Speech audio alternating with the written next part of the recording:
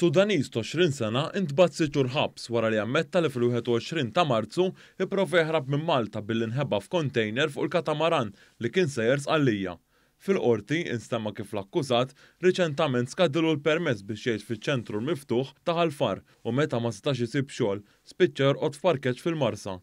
Il-Maġistrat tal-Assa Nadin Lija spjegat li l-imputat kif il-qorti għandha idea marbuta fl-lot tas-sentenza, iżda ħeġġitu biex jirrikorri għall-għajnuna li teżisti għal nies f'sitwazzjoni simili. Munir Muhammad Ali Gamudi ingħata sentenza ta' 2 nofs priġunerija wara li ammetta li saraq minn żewġ appartamenti f'Lulju u Awwissu tas-sena l-oħra. Fiż-żewġ serqiet li seħħu fiż-Żebbuġ u f'San Pawl il-Baħar l-ammont misruq qabeż l-€2,300. Fil-qorti instema kif l-akkużat għandu permess ta' residenza f'Malta u għandu problema ta' abbuż minn sustanzi. Apparti s-sentenza ta' priġunerija, l-imputat ordna taħallas €3,700 fi spejjeż tal-qorti.